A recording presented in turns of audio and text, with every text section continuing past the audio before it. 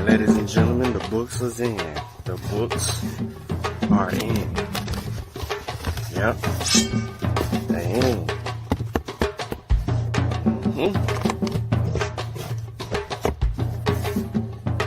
They're here.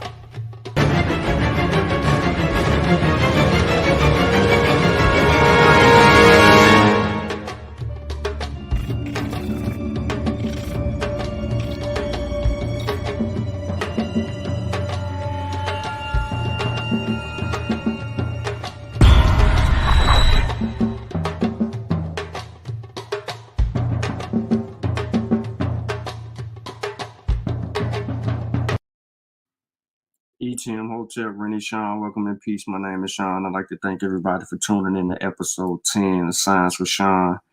Like the show, share the show, tell a friend, tell a friend. We at it, man. We at it.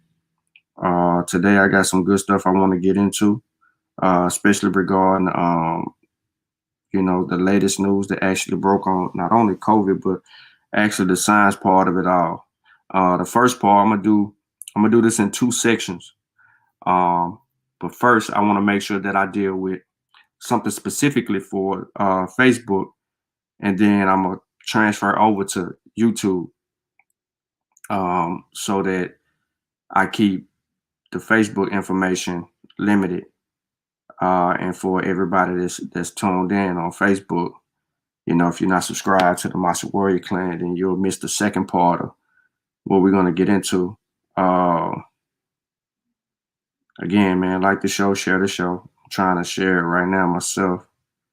I hope everybody having a productive Friday. It's the weekend for a lot of y'all. A lot of people got to work tomorrow. Totally understood. But yeah, we're about to get it in. Just give me a couple of minutes here, and let me make sure the crew got access. But other than that, though, how's everybody doing? Peace to everybody in the chat. What up, Zane, Mongo, Shaz, Black Lion, Vasa? What's good? Hey, man, y'all gonna like this one right here, man. I'm gonna go ahead and knock some out. This morning, I seen your boy Tariq at it. You know what I'm saying? Unc keep me up early. Unc actually beat me up. It's the first time that Unc beat me up. I'm usually up before him on stuff, but he dropped off a little dagger real quick on a little video I had sent him regarding this old pseudo stuff. But it's the times we live in, and we got to deal with what we got to deal with. So let me get this link dropped off, man. And Facebook, for anybody tuned in on Facebook, I'm not gonna hold y'all up a long time. I just want to kind of go through a couple of things and kind of deal with a claim. And then we're going to get into the Science with Shawn on the Mossi. So if you are on Facebook and you tuned in, I cannot see the comments just yet. Okay, there we go. Peace, Terry. Peace, Kadeem.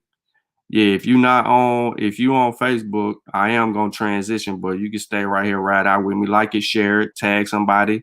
Whatever you need to do, let's run it up. All right, so I'm going to share my screen. I'm going to get straight to it. And let's eat. Okay. So everything that I post is going to always be in the description of any video that I do. Again, anything that I post, sources, everything is going to be in the description. Everything is in the description. So if you see me show something, you best believe I'm sourcing it and you're going to have access to it. All right. So first thing first, let me move my tabs this way and this way. All right. So wake up this morning to a video, right? Hold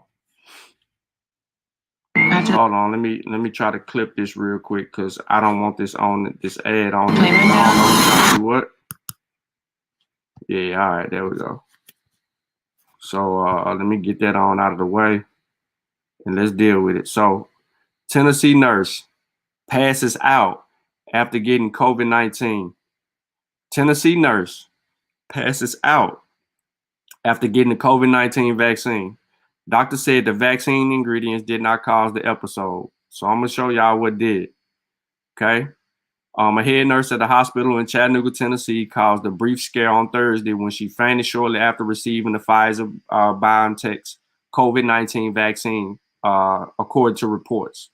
Tiffany Dover, the nurse manager at CHI Memorial, received the vaccine and then, a short time later, addressed the media. Video circulated online that showed her taking questions from reporters and then lose her train of thought. "I'm sorry, I'm feeling really dizzy," she said. "I'm sorry." So let's see what happens. When you woke up this morning, did you know you were going to be receiving the vaccine? I did, yes. So, all of my staff, we are excited to get the vaccine. We are in the COVID unit, so therefore, my team will be getting first chances to get the vaccine. And I know that it's really, I'm sorry, I'm feeling really dizzy. Oh, I'm sorry. Watch her. All the Tariq Nasheed, all the pseudo people in our community, this is what they're doing. They showing the video, right? And they stop there. They don't say nothing else. Okay? Now, there's doctors around her. And I'm going to get into that in just a second. But there's doctors around her. She faints for a second. And when she comes back, like 17 seconds or whatever, they don't show the rest of her. They stop it. She cool after that. Now, she walked away from the rostrum and fainted. Doctors who were nearby managed to catch her. News Channel 9 reported that minutes later, she was able to address reporters. So after this incident, she addresses reporters after this happens. Okay? News Channel 9 reported minutes later she was able to address reporters. Doctors said the vaccine ingredients did not cause the episode. All right. Dover said that she has a condition where she could faint when she feels pain. "It just hit me all of a sudden," she said. According to the station, "I could feel it coming on. I felt a little disoriented, but I feel fine now. And the pain in my arm is gone," she said. Health officials across the U.S. have cheered the approval of the distribution of the vaccine, but there is still some public unease about being inoculated. Vice President Pence will become the highest profile U.S. recipient of the vaccine later Friday, which he already received his vaccination this morning. The White House announced that he'll be doing it, and I'm not going to go too far into this. Now, that knocks that down. All right. So what are we dealing with here? I'm going to article number 2. This is the News Channel 9. If you from the chat, you know News Channel 9. This coming directly from Chattanooga. This not gonna have no Fox News, no MSNBC, CNN, no spin on it. This coming directly from the people. Here, you're going to see the doctors that take the vaccine before her. 13 years ago, Subaru created the Share the Love of. Man, I hate these commercials.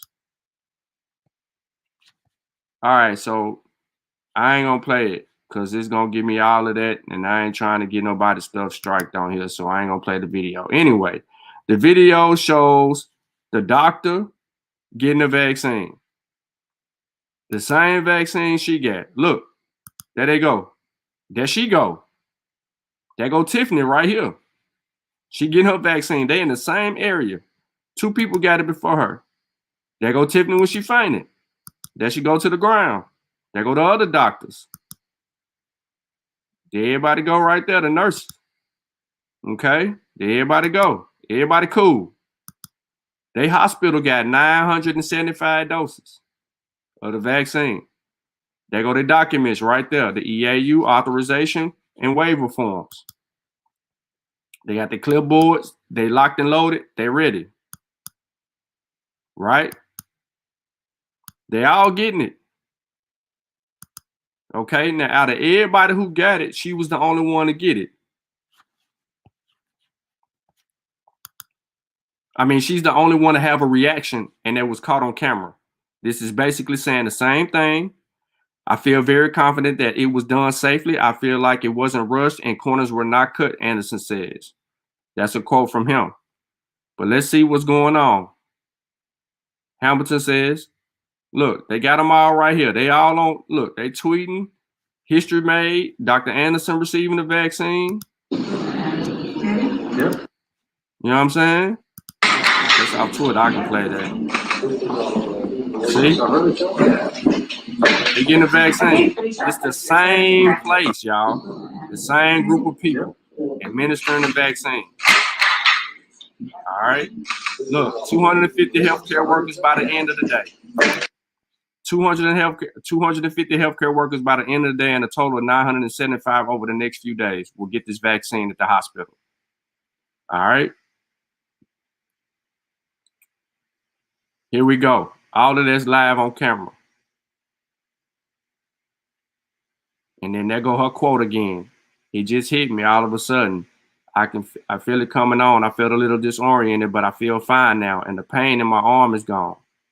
There she go right there. Now they don't show the rest of her interview. They stop. Okay. But then they continue on with their vaccinations. Everybody else. All right. So every link will be in the description. Let's deal with what she's dealing with. Vasovagal syncope. What is that? Syncope. It occurs when you faint because your body overreacts to certain triggers, such as the sight of blood or extreme emotional distress. It may also be called neurocardiogenetic syncope. Might be pronouncing the last word wrong, it's fine.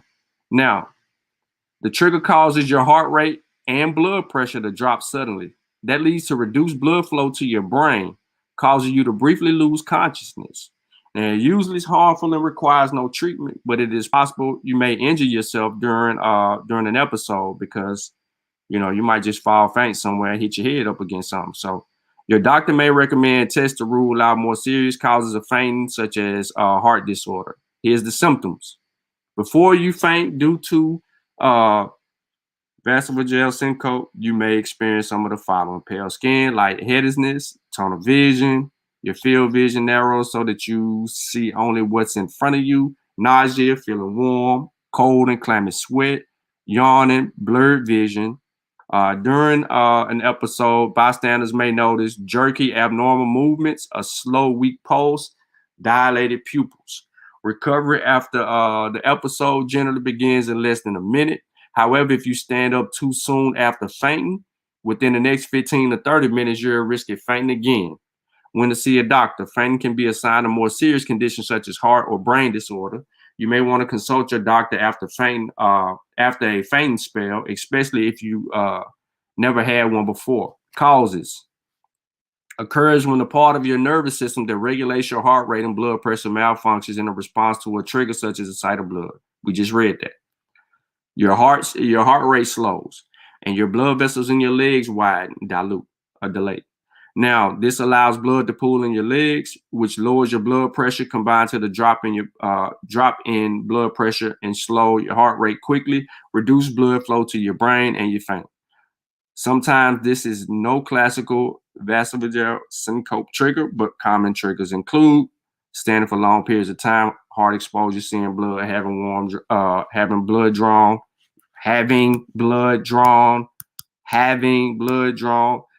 you know, or just taking a simple injection. Feel bodily injury, straining as to have a bowel movement. Really, there's no prevention for that. You can get that from the Mayo Clinic. I'm checking the chat real quick for a couple of things. Eric says, oh, he joking. All right, so we know what's going on with that. Now we can see we have a better understanding of what the sister said in regard to that. Now you have people who are sharing the video on, I don't have an Instagram, but it's on Instagram. It's also on Facebook. Some people even got it on YouTube. Now, out of all the people who have come before her, out of the 44,000 in the Pfizer trial, out of the 38,000 in the Moderna trial, out of all these other people's in the other trials, this fainting episode occurs in one person. One person. We can go to the trials and prove to see if anybody else fainted, right? But out of everybody on TV that's been getting vaccinated, she's the first person to fall faint for that. And then she explains why she fell faint for that. And then you have people questioning her about is she lying or telling the truth?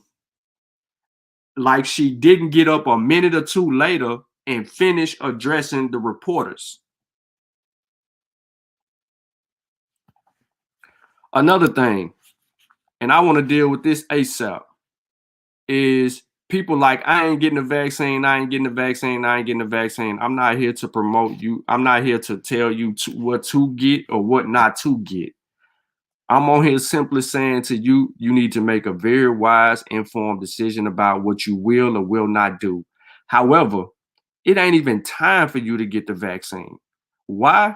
Because here is a link in the description. Vaccine allocation planner for COVID-19. States are currently allocating the first shipments of COVID-19 vaccines to the highest priority populations. The vaccine allocation plan for COVID-19 helps state and county decision makers by estimating the size of these populations in every county of the U.S. and the percentage vaccine coverage achievable under various scenarios. This tool uses the 13 priority populations identified by the National Academics of Science, Engineering, and Medicine framework for equitable allocations of COVID-19 vaccine. Users can order these priority groups according to recommendations from either NASM or the CDC's Advisory Committee of Immunization Practices, which is the ACIP. Now, what you can do, you can go in here, put your state in here, right? Your 1 dose or 2 dose regimen or whatever. High-risk workers in healthcare facilities, they first up. People with significant, come on, you start to fill this whole thing out. As you go all the way down the list, it's going to tell you, total people to vaccinate near you.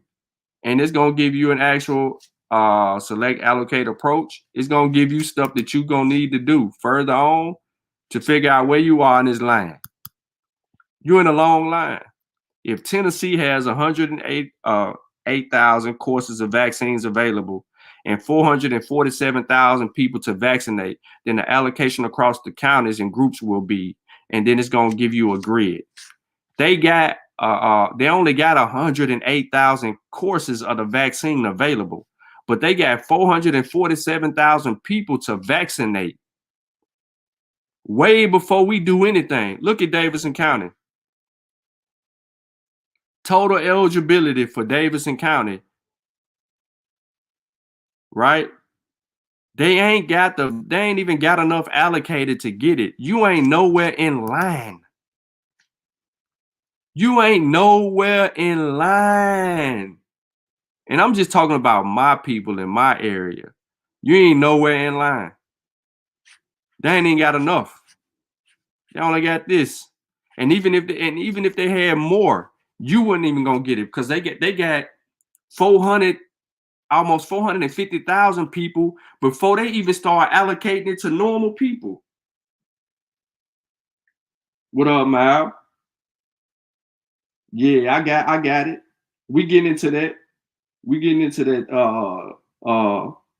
Chavis. We get into 695. I meant to put 695. I put the 694, but I'm putting the 695 up. We're gonna get into that. But I wanted to go ahead and deal with this right here real quick because I am on Facebook and I am on YouTube. But I wanted to knock out the nurse faint real quick because a lot of people on social media is sharing that joker left and right. They sharing that joker left and right and don't even know what's going on. You got people talking about, I ain't getting that. I ain't getting this. I ain't getting that. All right. Don't get it. You ain't got to get it. Ain't nobody forcing you or making you get it. You don't have to get it. You don't have to get it. But what I'm telling you to do is make sure that you educate yourself enough to make an informed decision, so that when it comes time for you to do that, that you can say, you know what, the science says we're doing this, that, and the third. Eric, what evidence do you get?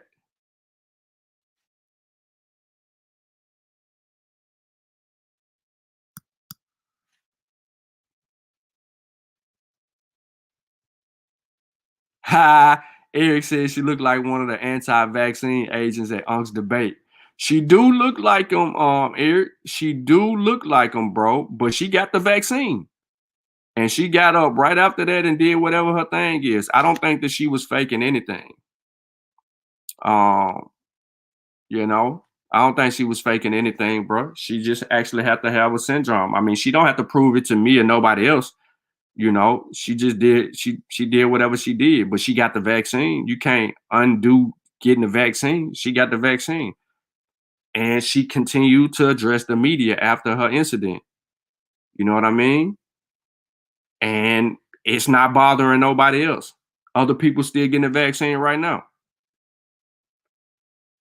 When the black nurse got her vaccine, you see her fall out, slip and slide, none of that? Nah. She was relaxed, calm, got hers, and got on. Black Lion said, my lion senses is tingling. You think she the anti-vaxxer? When she got vaccinated, they gonna kick her out the club. They gonna kick her out the club. She did a poor job. But yeah, so let me go ahead and stop Facebook. I just wanted to come live real quick, deal with the claim because it was on Facebook. I mean, it's on Facebook. They probably gonna ban the video, you know. They probably gonna ban the video, people sharing it and all of that. Tariq probably finna get that knocked off his Instagram too. Whoever else sharing it too, they gonna get it knocked off. Next thing you know, it's gonna be in your inbox. They're gonna start inboxing the little video to everybody and don't even know what's going on. They're not gonna give you the full context, the scope of it, or anything like that. And I just feel like that's disingenuous to do that. When you simply can go and look up, you know, Chattanooga nurse faints. And you can kind of deal with what you got to deal with. And she's transparent as hell. She's telling everybody, like, I'm fine, I'm good, you know, but they stop. But the pseudos don't stop. They gonna keep on keeping on. And she's a critical nurse, critical care nurse. And what I can do is I can do this. I can do this. I can do this. For the people, I can do this. Because I said it earlier. When I said she explained herself, I can do this. Right? Because we analyzing data and we dealing with everything. So I shouldn't get no strike for this. And this, look, this is coming from the local news station in Chattanooga. All right.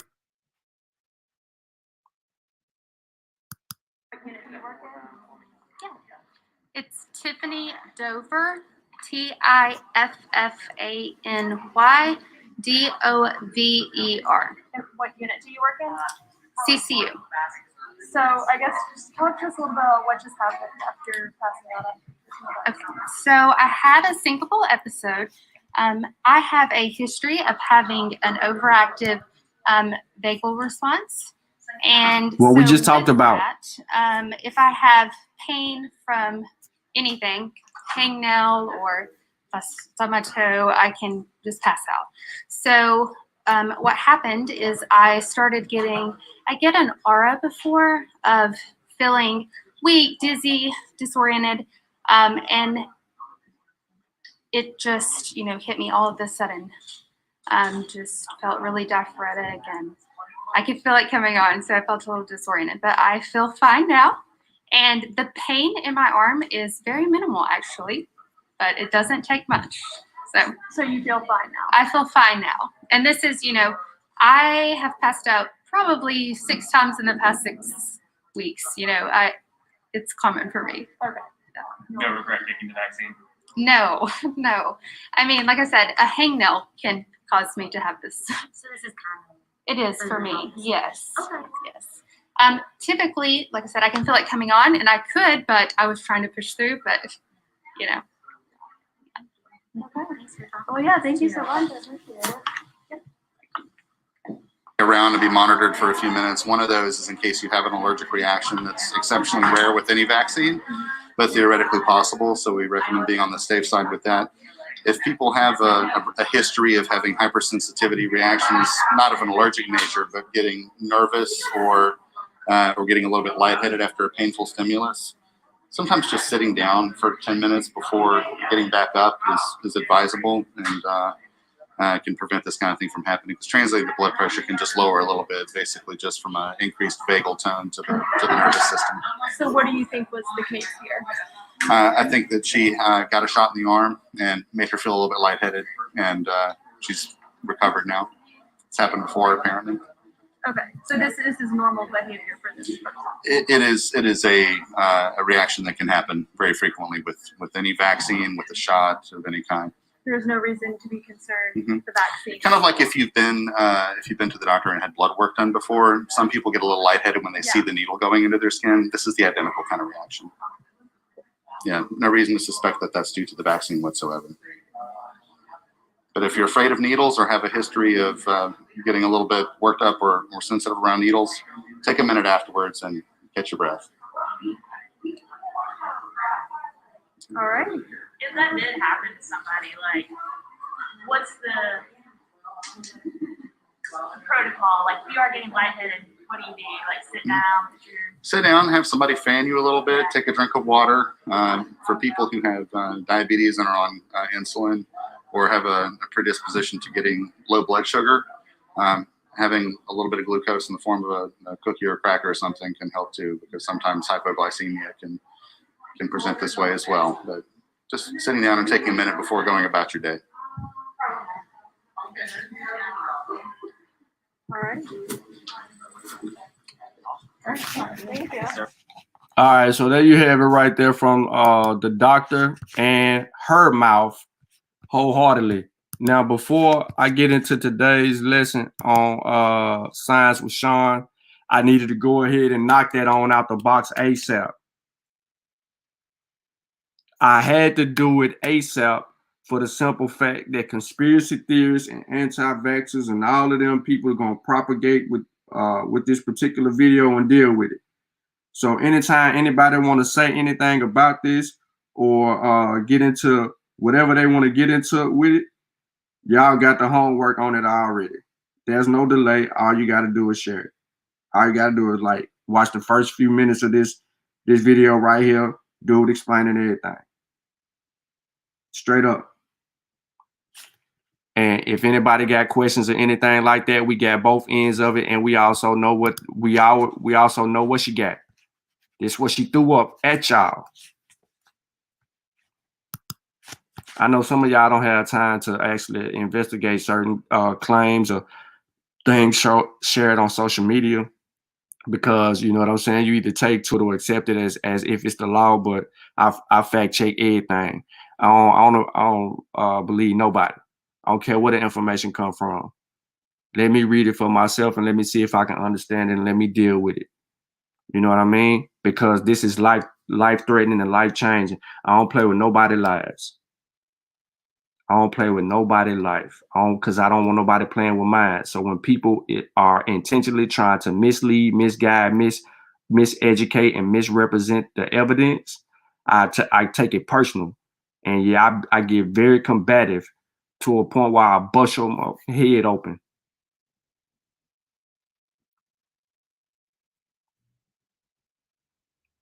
But that's that on that. I don't like being, you know what I'm saying? Do not play on my ignorance, man. I feel some type of way about that. People play on my ignorance.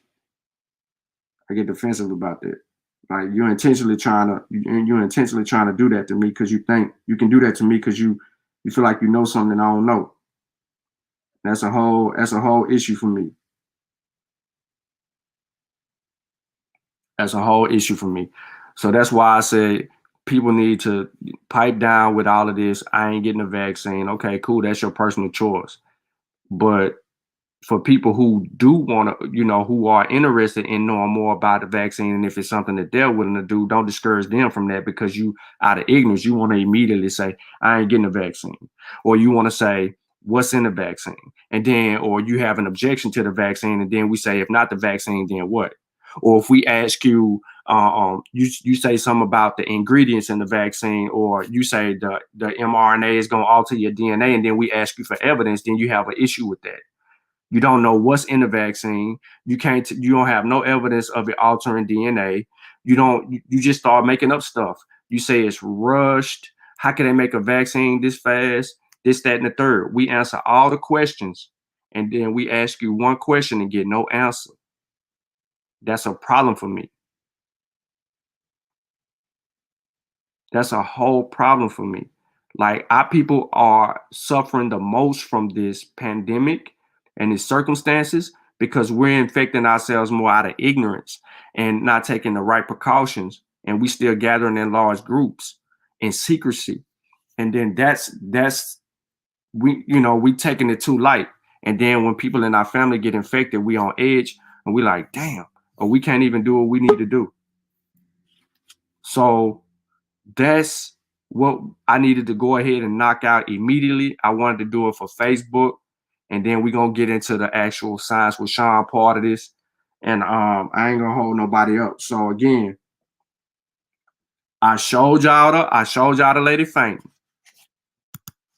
I showed y'all not only showing y'all that she fainted, but other doctors stayed in there and and they all got vaccinated. How many people was in the hospital that got vaccinated, and how many more people that they're going to vaccinate in that facility?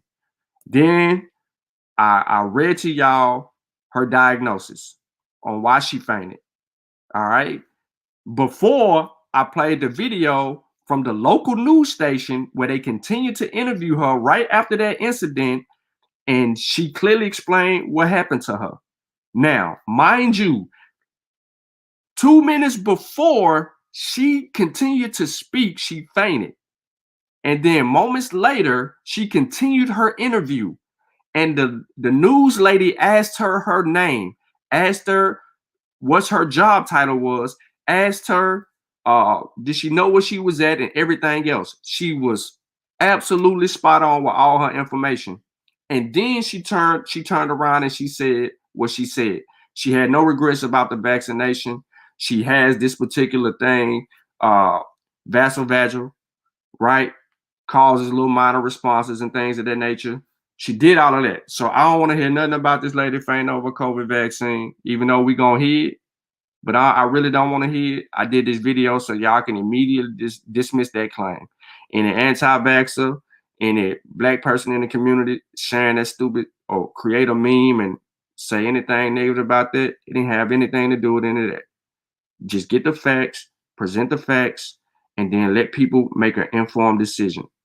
We don't need to make nobody mind up today, tomorrow, or any of that. We got plenty of time. I even shared the link where you can see that we got plenty of time, because they ain't got no means in trying to give me a vaccine no time soon. They only got 108,000 doses of the vaccine, and they got 400 and some thousand people to vaccinate first. I ain't getting it no time soon. So that's correct. The news people have been waiting for something like that to happen so they can downplay it and go against the grain and all of that. However, I'm gonna end the Facebook. So everybody on Facebook, I appreciate y'all tuning in, liking it, sharing it, whatever you did. But I'm on the Mossi Warrior Clan YouTube channel. I'm gonna finish up with Science with Shawn. I had to go ahead and dismiss all the little information. I had it earlier. I just ran and had to do something. Then I had to do some stuff at work. So it delayed me going in a lot earlier, or I would have already had this out to y'all. And then we had to do regarding that. So I'm gonna say Shimon Hotep to everybody on Facebook. That's the part in peace. Also, go support the family food truck, Nanish. You feel me? My grandmama. It's got her name on it. She been gone for a while, But you know what I'm saying? My brother, my cousin, everybody, come together, put a business together to not only honor her, but actually, you know what I mean, try to earn an honest living for our family and create continue her legacy throughout our family, using her name, Nanny's, food truck. It's on Antioch Pike. Pull up. We got the best turkey legs in the city. You know what I'm saying? Smoked, fried. We got them. Ain't nobody else serving it up like that but us. It's only one turkey. You know what I mean? We got it like that. So pull up on us. Get your food. You know what I'm saying? Not just that. If you feeling like you need some chicken, then you can go out north. You know what I'm saying? Holler at my folks out north and get you some chicken on Jefferson. The Shawn, she in the building. You know what I'm saying? Y'all always see me going and promoting their business. I just like that. You know what I'm saying? I support my people. Whether I don't even eat chicken, but I pull up on them out north and get some food, or whatever. But I'm just supportive like that. Like, people gonna get my money like that. So again, man, we went ahead and gone and killed that claim. That claim gone. Lady faints. She took the COVID-19 vaccine. We know why she fainted. Not even 2 minutes later, she doing the rest of her interview with Channel 3 News in Chattanooga.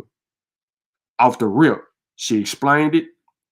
All you got to do is watch this video. It's going to be on YouTube. It's down there, and all the links in the chat. So on the Facebook side, I'm going to say peace to y'all.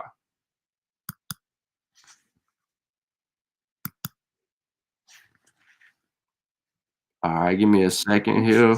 What happened, Shawn? I'm just now getting in here, man. I didn't know you was live. Somebody fainted taking the vaccine?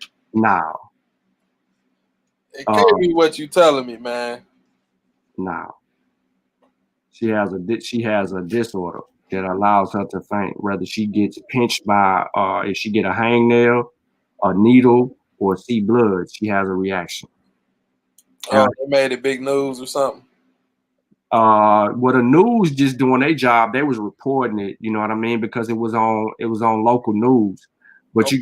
you got people in our community who will take a clip of it, show a video, and just show her you know what I'm saying, show her standing up there on the podium and said this lady just fainted from getting the COVID vaccine, Pfizer's vaccine, and then they cut the video off. You know what I'm saying? They don't give you the whole story. So I read one news article, and then I showed the local news article where all the other doctors and nurses and things of that nature was in the same facility, and they all was getting the vaccination before her and after her. So Tip just fell off. He probably got a phone call because he's on his phone. That's why you have to. Yeah, exactly. She did that way too soon. She gonna get the vaccine. She gonna get the vaccine and then go try to go speak and get lightheaded. And she probably got up too fast. She needed to be in one of those chairs, the reclining chairs where she could relax. But we just all witnessed that. What up, Shawn? What up? Good. Hey, you know it's some information that's pseudo or not if you only get like a piece of the story in the first place. We live in meme culture. Yeah, so you know what I'm saying? Our people don't understand that though. Yeah. Like you could show a clip of your favorite fighter getting knocked out 3 times. Don't even know he a whole world champion. But you know what I'm saying? It's just crazy what people want to see. Yeah. Yeah, it is. But yeah, man, I kind of went in and I wanted to deal with that first. I kind of extended the show out a little bit, but I kind of wanted to get in and deal with that first because people had that all miscombobulated. And I'll show you, Satep. I'm gonna show you what happened. And yeah, I accidentally pressed the wrong button and exited myself out the dang on hangout. You went stage left on yourself. Man, yeah. I was trying to clear some of these tabs so my computer won't run slow. Oh yeah. End up hitting the StreamYard one. You doing an man. 200 tabs up because you trying to argue 3 different points. Now I don't be having that many, man. I have at the most I'll have about 7, maybe 7, 8. Now if I'm researching, if I'm in my, if I'm in book mode, I may have about 10. Yeah, that's facts. But yeah, on the regular mode, you know what I'm saying? I only got about 6, if that. Mm-hmm. But what we working with though? I'm finna show you real quick since you. I'm hold on. I'm trying to get everything that I need to get so you can see her after. Let me see.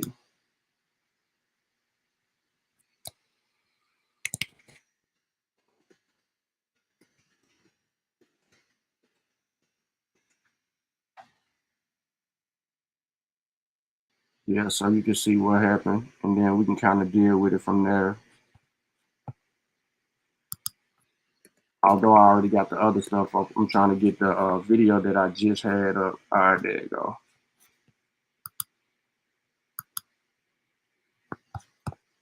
All right, so see my screen real quick. I'm gonna do this for you and everybody who just joined in, because there's new people joining in right now, and I know they might go back and rewatch the video, but I'm gonna go ahead. So, I'm not gonna read it.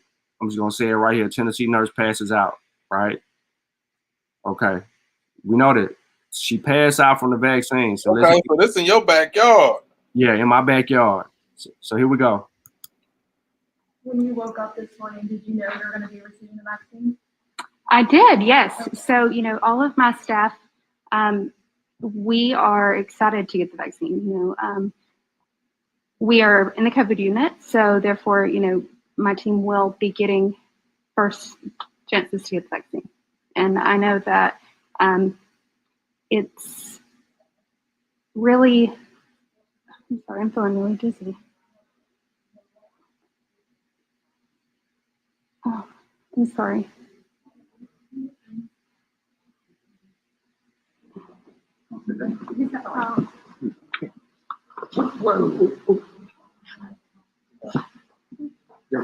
Now, everybody video stop. Everybody video stop after she faint, yo. So you only get about, you know what I'm saying? You only get that little clip. Now you see it, right?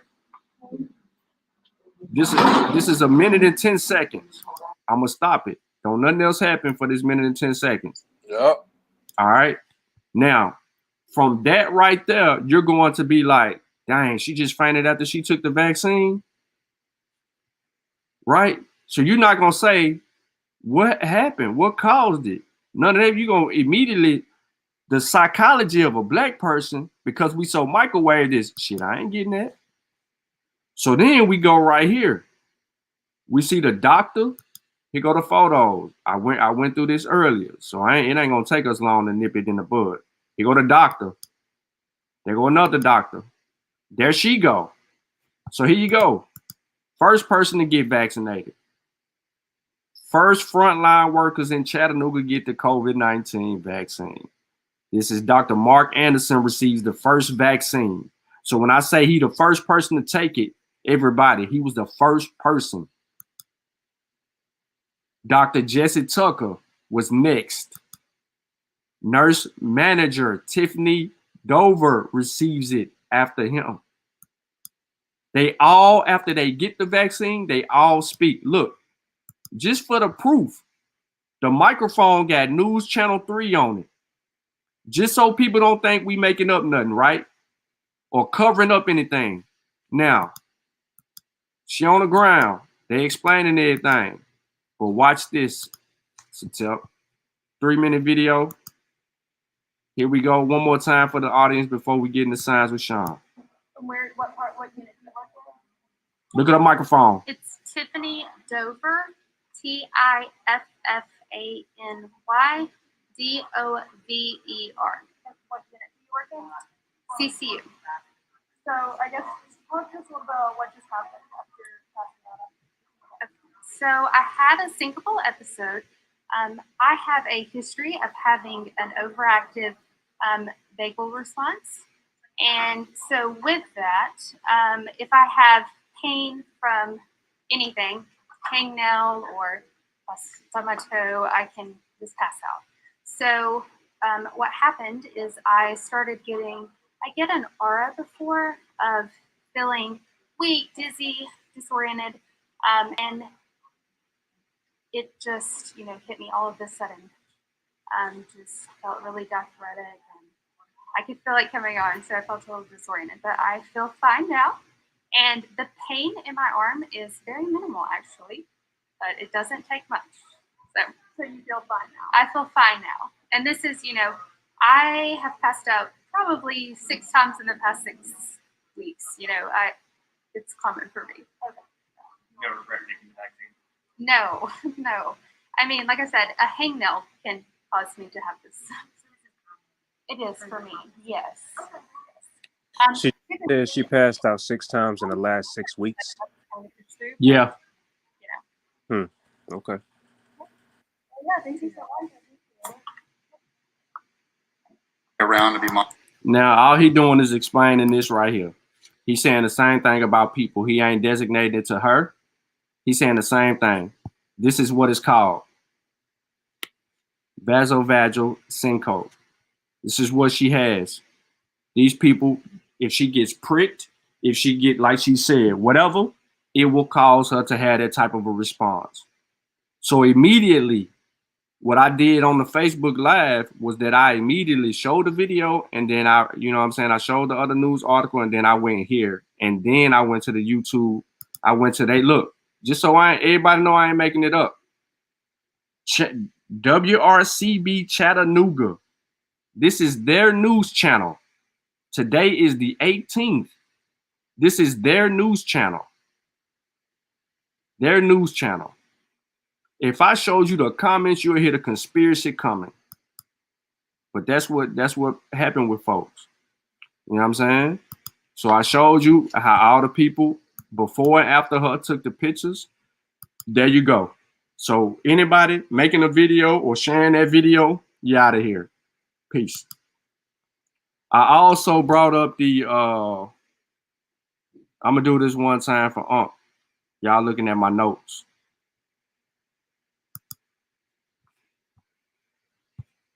I ain't got into this yet. Nope, don't want to show that yet. That's too much on y'all right there. But I talked about this earlier too. And just to recap what we did in the first half of the video. But right here, this is how you find out how many people getting that vaccine. Let me see. Syncope in Ohio. Right? Syncope in Ohio. But first, let me go to Illinois. Then I'm going to come to Ohio. So what you would do is you would put in your state. You can put in dose regimen. Right now, it ain't 2. It's going to be on 1. And you got to fill out all this stuff down here if you know it. If you know this information. So far, there's going to be 721,000 people before you even get allocated a vaccination.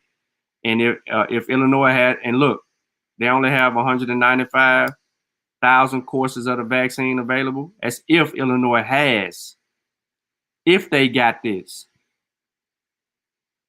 And 721,329 people to vaccinate, then the allocation across the counties and groups will be. And then it'll get into all of that, showing you the numbers and the statistics. See, on Science with Shawn, we gonna get into all of that. So that's that. Syncope and Ra, as far as the lady go. Now, anybody got any questions about that before we move on? Here come Unc. What up, Unc? What up, man? What's good? Cool, bro. Peace, brother Unc. How y'all brothers doing, man? Man, I only want to come in fussing. But chill, I'm gonna stay in the tank. So that's the game Tariq and she don't want to play with y'all. Yeah. That's how they want to do the community. Yeah. That's how they love us. Lily. Yeah. So, okay, let me get this straight. These people with these giant channels, okay, participating in straight out fraud. The most important thing we got as human beings is our damn health, man. the most important thing we got as African people is our damn health, man. And so these con artists, man, just want to take advantage of that, man. That's not fair, man. And that don't take away from nothing they might have done in the past or whatever people think they did. It's just outright foolery, man. You know what I'm saying, Shawn? You know, we talk about not getting out our tank, right? Mhm. Scientific tank. Not to get out our scientific stealth bombers, right? But it's hard sometimes, man. Like, I appreciate you doing what you're doing, man. Playing that video in the full context of what it is. So my thing is this, man. If these anti-vaxxers, and Tariq Nasheed is an anti-vaxxer, if these anti-vaxxers really had something, why they gotta cheat, man? You know what I'm saying? Like, why they gotta cheat to overcome the science? Like, just prove your point. Prove that these vaccines ain't for us. Prove your point. What's the point of cheating? I mean, they know who we are. They know we're gonna be looking. Like, that's why we set it up like this, so we can monitor the foolery. You know what I'm saying? So we can monitor and see who's playing fair and who is not. This ain't personal, man. This is business, man. The business of making sure we had our best health. And not for brothers like you, the whole Mossi team, Kofi Pasai Research Team, Pseudo Killers, Unraw Squad, MBK. Man, where the hell would we be at? Where would we be at? Ain't no more Dr. Ben and John Henry Clark. Not trying to put us on the status of them. All right? I'm just saying, like, who is it? Who would actually see the European community is not necessarily caring about you. They're not worrying about what type of information you promote. You can go right on Wikipedia and look at Hidden Colors, look at episode 5, and they're not saying that's a pseudo movie. It's an anti-vax pseudo movie. They're not saying that. We got to be the ones to say that. We got to be the ones to enter in Wikipedia and say, man, this is warning, misinformation on said subject.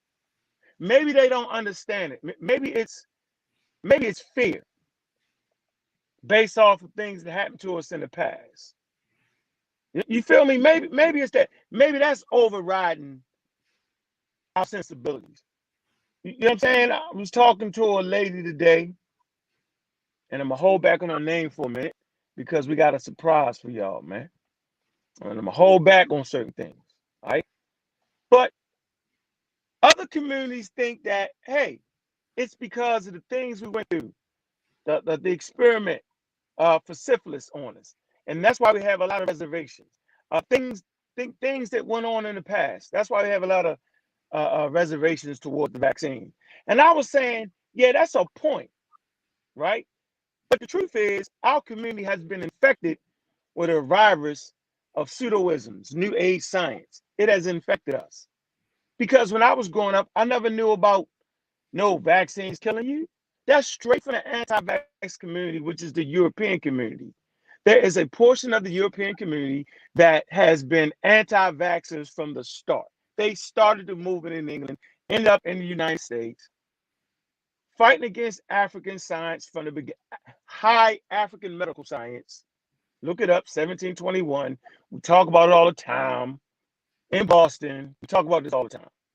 They have infected our community. So the question is, how did they do it, Shawn?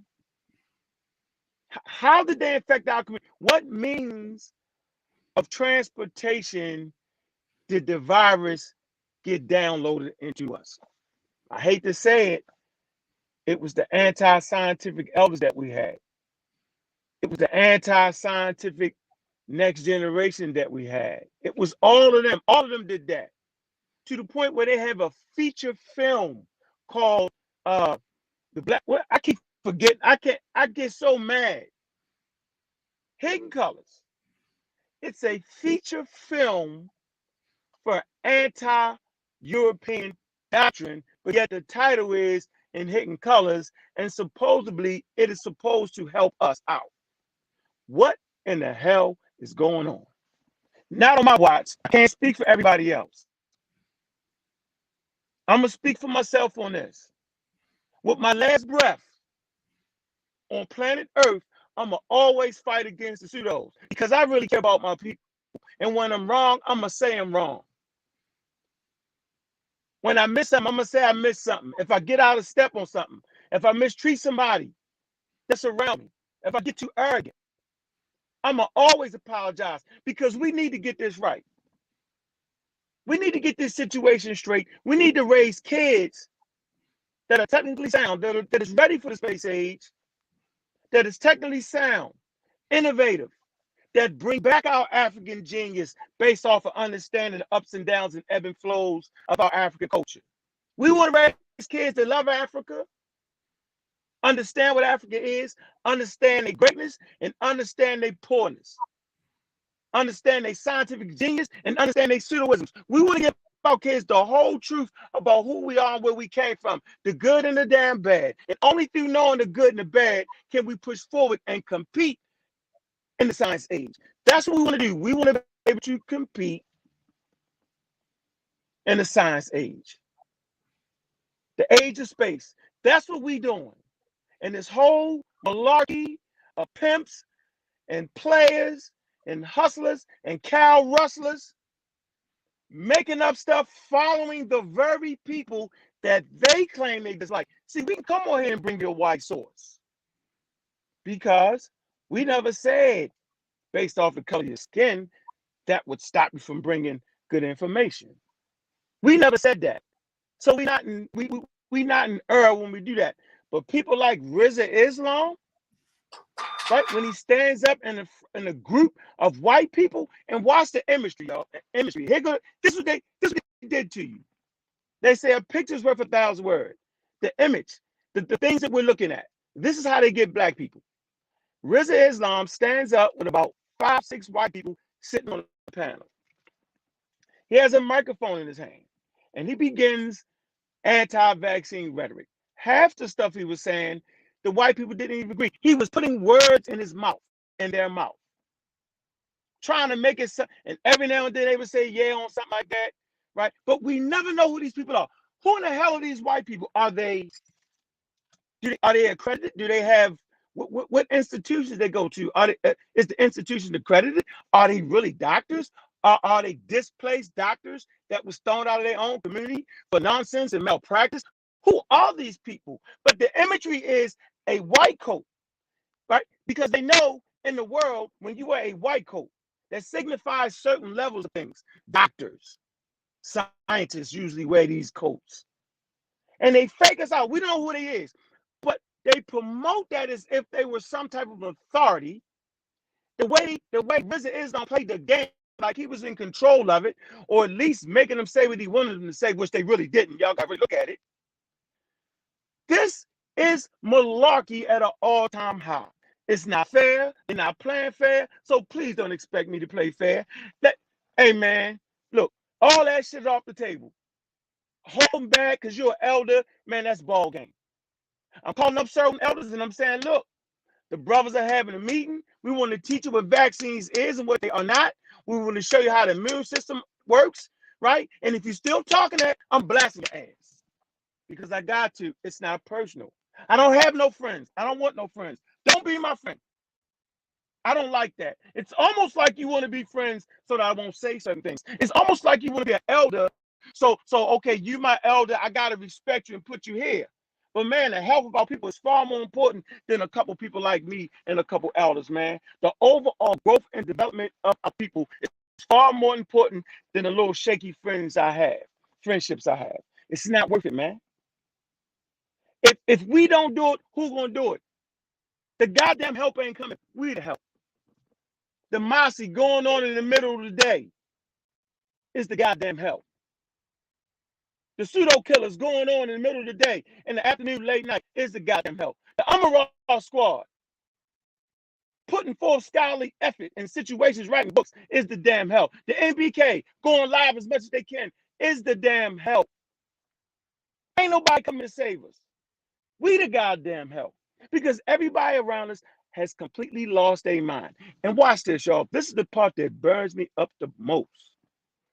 These people spew the blackology rhetoric at an all-time high. Louis Farrakhan, Rizza Islam, white people on the panel. Did not the Nation of Islam say that the white man was the devil? I never agreed to that. I was like, nope, that's too much power. But if the white man is the devil, this is the doctrine, and then they say the devil cannot be reformed, then how in the hell do you got a devil sitting on your panel? 5 of them sitting on your panel, can't be reformed. Why are we to believe it? It's confusing, it's malarkey, and man, I'm on a damn head. Simple as that. Simple as that. I don't understand the blackology. White people, the devil. White people, stupid. White people. Man, it's like they make white people go. It's the most craziest flim flam package ever. And it's so easy to see. Why is it that a group of people who can stand white people partake in wisdom and knowledge from white people? Yeah, let me chill because I don't want to start cussing them out. And it's just terrible, man. It's horrible. You know what? Based off the families, man, I appreciate it, man. My children tuned in, man. You know, my son and me on TikTok. My son sent me something with Bill Nye, the science guy, talking about the importance of masks. Man, you know how good that make me feel, man? Did he not show me a video of Pharaoh? And when they do, they're like, who is this idiot? Who is that idiot? And it's not that I'm standing around in my kid's face telling them science. I mention it in conversations that we had when they ask me questions. Well, what is the sun? Well, what is melanin? And I give them a scientific explanation, and I give them the sources. But I don't say, yeah, you got to do this. I don't say y'all don't got to believe in God. I don't say that. I don't do that. I don't promote that to my kids. I simply live the life, man. And my conversation is as such. So we got to band together. Ain't no more sitting on the sidelines, y'all. Ain't no more, I'm in the chat room. No, be in the damn chat room. You know these brothers and sisters need fucking help. Help us out. Don't sit back. Don't even watch my video if you're not willing to step up and help. If you're not willing to tell a family member to tune into the Mossi. If you ain't willing to tell a friend to tune into Kofi Pasa research team. If you ain't willing to bring a friend to the podcast of the Pseudo Killers, I'm a Raw Squad, MBK, then get out the chat room. Then you just a chatty patty. And you sitting around allowing people to fake us out to the point of death. Because guess what, y'all? Our health is important. Without your damn health, what do you have? We're in the middle of a damn pandemic, man. This shit will be recorded in the annals of history. What will the people looking back say about you in the middle of a pandemic? Will your information hold up, or will you be a damn charlatan? Yep, put my glasses back on. Yep.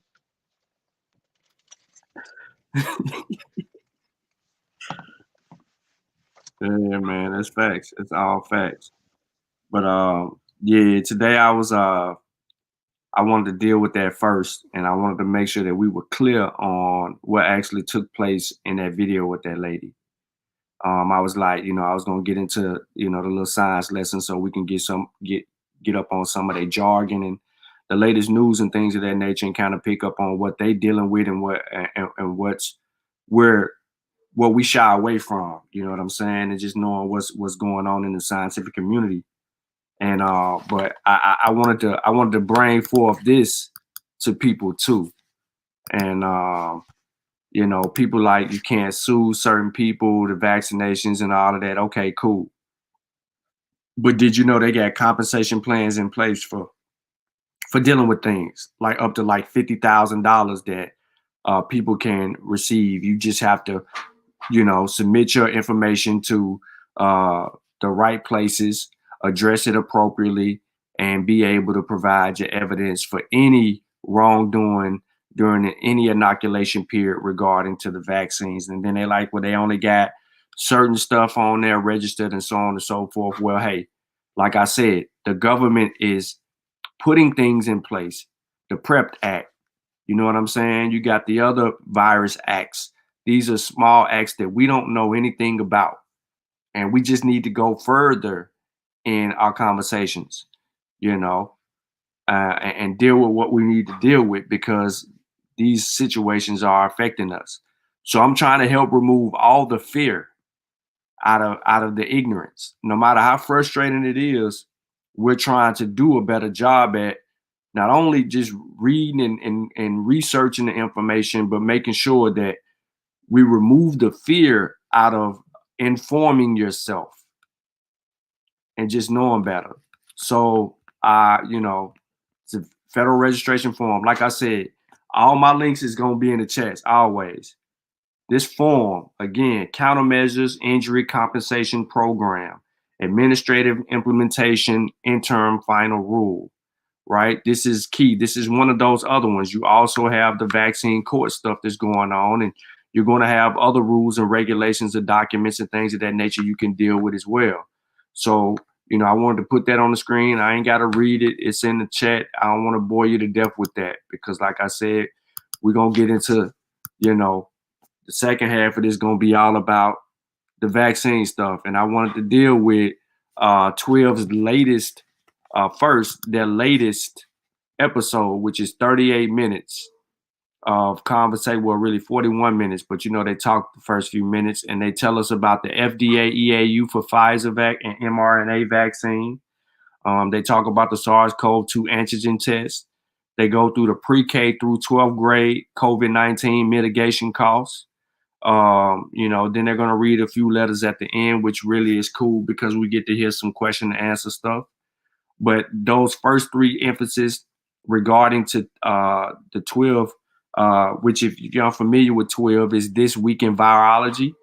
You know, so we dealing when we deal with that, we dealing with Brother Vincent and Dr. Griffin, who has I think he's in line to get his vaccine. And we get that updated information from a doctor that's in the field, of virologist, who's actually fighting against COVID-19, who's face front with this information. I don't know if anybody got anything they want to say behind Unc before I get into the bill, but I'm gonna give you a few minutes to go ahead and do so. Anybody want to follow up, Unc? I just want to say we appreciate, you know, everybody that's tuned in, and Brother Unc hopping on the panel. So, you know, everything he said was true. I mean, who else is going to sit up here and be concerned with trying to actually have a conversation with our communities and the different people to actually let them know, hey, I go through this right in my own household, girlfriend, my family, you know what I'm saying? Family group chat, they talk about it, all kind of stuff going on. And you have to be educated on any subject anytime you open your mouth. And when you're not educated, when you're put in a position where your plan or your methodology or lack thereof is shown, then you're not going to be able to really stand the test of time, as we say, because science stands the test of time.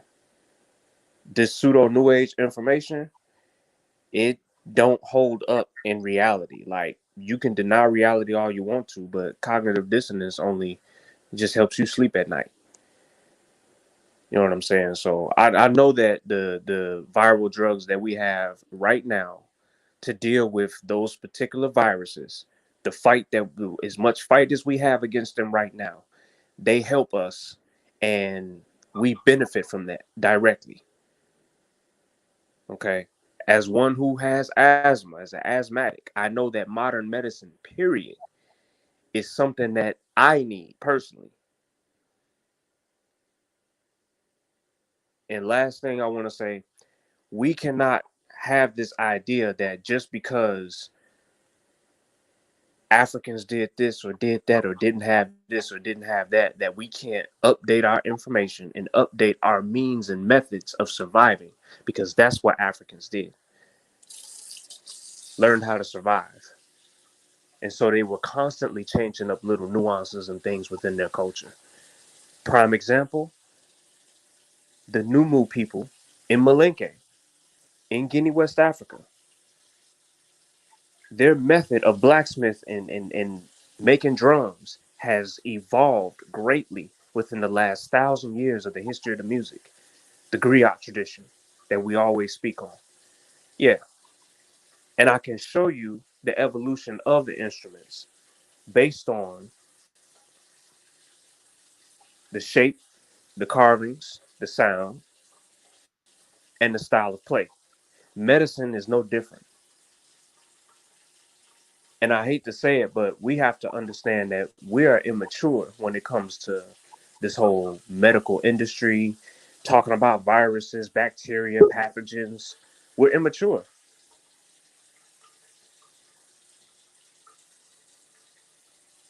And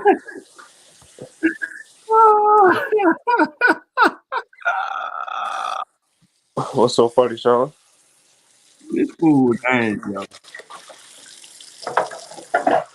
This fool name is Tech L Bay on the panel. I had to see myself. Oh, I wouldn't even look at the phone. Watch this. Wow. Sute, It he done, said he was Islam, it done Moors. converted you? Islam, boy, Islam. Islam, brother, Islam. Yo. Hey, man, it's 41 people watching, man. Like the show, share the 43. show. Come on, 43. Yeah. Come on, man.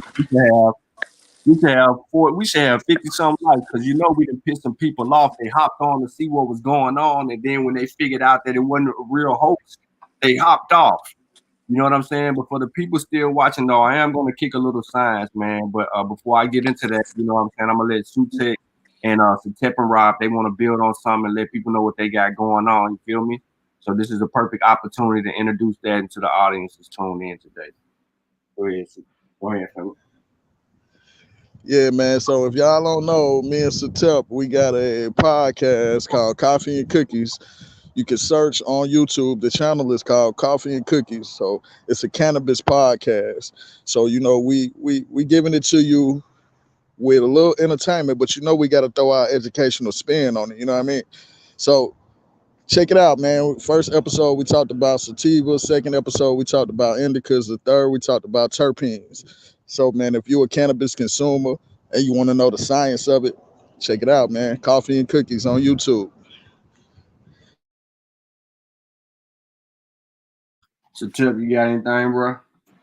Nah, Sute L Bay, man, he killed it with that. That's what's up. Killed it with that. Yeah, just follow our like page on Facebook, Coffee and Cookie. Follow the family, you know, Coffee Pasa Research Team, all that. But yeah, man, let's get it.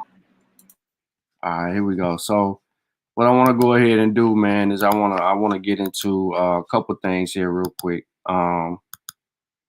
We talked about the allocation planner again. I'm showing you this again because this show you how many people they're trying to allocate the vaccine to, and then how many. Of course, you know in Tennessee there's not, you know what I'm saying, 447,000. There's more. The population is way higher than that, and so you just have to deal with what you have to deal with. And you know, if Tennessee has 108,000 courses of the vaccine available, then you know. You know, and people got to have 2 doses. So realistically, this is like 54,000 people can get vaccinated. You know what I'm saying? Because it's a 2 dose. So there's a long line, yo. We doing too much too soon. First thing first, I'm gonna go ahead and knock this out. This only takes a couple of minutes. This is the coronavirus may sometimes slip into a genetic material into human chromosomes. But what does this mean? This article was published 2 days ago, and I really didn't post it on, like I said, on social media because I'm starting to do science with Shawn. So I was using it as an opportunity to kind of get on the website. But I just want to give some people some insight and some key points about this particular article that was published in the Science Mag. It says people who recover from COVID-19 sometimes later test positive for SARS-CoV-2, suggesting their immune systems could not ward off a second attack by the coronavirus or that they have lingering infection. A study now hints a different explanation in which the virus hides in an unexpected place. The work only reported in a preprint suggests the pandemic pathogen takes a page from HIV and other retroviruses and integrates its genetic code, but importantly, just parts of it into people's chromosomes. Now, the phenomenon, if true and frequent, could have profound implications that range from false signals of active infection to misleading results for COVID-19 treatment studies. The current study only showed this integration in a lab dish, although it also cites published sequence data from humans infected with SARS-CoV-2 that suggest it has happened. The authors emphasize that their results don't imply that SARS-CoV-2 established permanent genetic residence in human cells to keep pumping out new copies as HIV does. Other scientists are divided about the importance of the new work and its relevance to human health, and some are harshly critical. There are open questions that we'll have to address, says molecular biologist Rudolf Janitz of the Massachusetts Institute of Technology, or MIT. All right. Yeah, the veteran retrovirologists are fascinated. This is very interesting molecular analysis and speculation of supportive data provided, says Gallo, who leads the Institute of Human Virology and looked at the newly posted preprint at Science Request. I do not think it is completely stored to be certain, but as is, I like it, and my guess it is all right. All right, I'm not going to bore y'all to death with this latest. Like I said, it's in the description. Get familiar with this and deal with this particular article, and plus you'll learn more news on it later on. All right, let me get into the meat and potatoes. Let's deal with episode 695 of our show here. Let me mute it out and let me get past all of this. And let's learn something today. We're going to learn something today, then we're going to get out of here. I ain't going to hold y'all up. We might do a little after show or whatnot, depending on how everybody feeling. All right.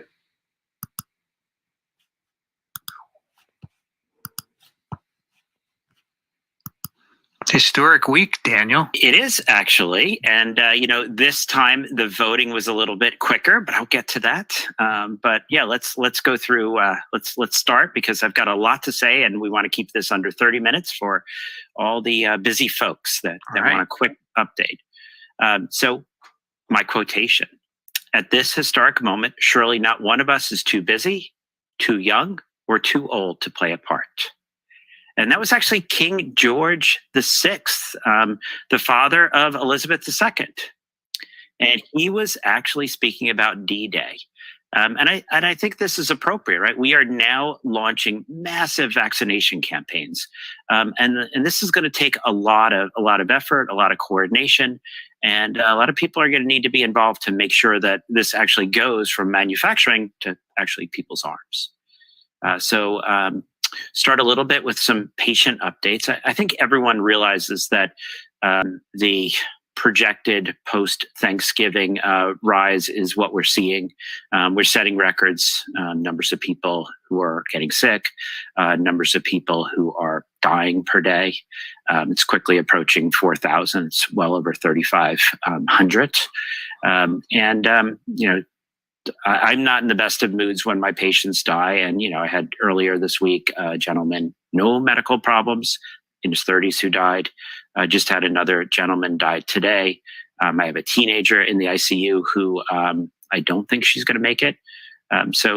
This is a horrible disease. Each one of these people who dies is someone that people love, some that people care about.